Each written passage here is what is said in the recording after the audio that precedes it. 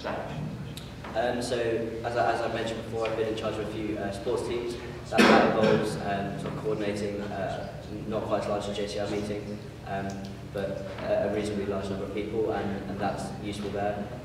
I did like Ed's tactic in his JCR meeting of trying to whiz through it all, which is nice to see, and it was refreshing, and it made it more enjoyable. Not so that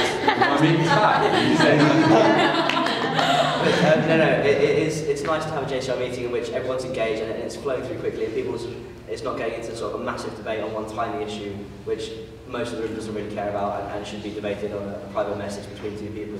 I like to sort of facilitate quick meetings, as everyone always says, but meetings that are actually enjoyable and where everyone gets to put their mind across, and it's not just a few people in the room constantly going at each other.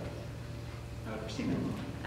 Okay, so I guess the 2 points were what experience have I had? So I'm not yet trained as a peer supporter, but I will be after Hillary, and so I think that is really good in communication skills. But I do already have experience with kind of, and have had training courses in listening skills and how best to facilitate. I spent 3 months in 2012 or 2012 facilitating sexual health classes day in and day out to young people, and I think that although it is completely a separate issue, I think I do have a good awareness of how to listen, how to make sure that everyone's voice is heard, and I would say that the point of everyone being able to have their say and have an opinion is much more valuable than a kind of quick meeting where things get done, because it's every other week, and although it does seem to drag on sometimes, I think it's much more important that people are heard than it gets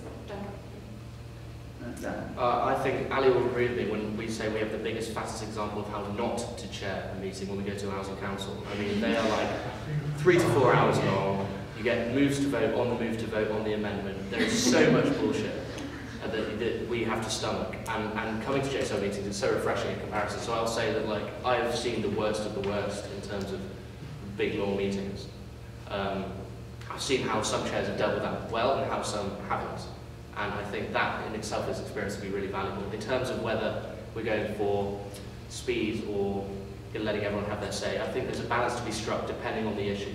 So if it's something where everyone's fairly well agreed, and you can tell that from the mood, I don't think we need to spend ages talking about it. When it's something very contentious, and we know when those are happening, then I think that's where it's really important to make sure that it's done properly, because that is when important stuff is happening. But it's the balance I think we need to strike.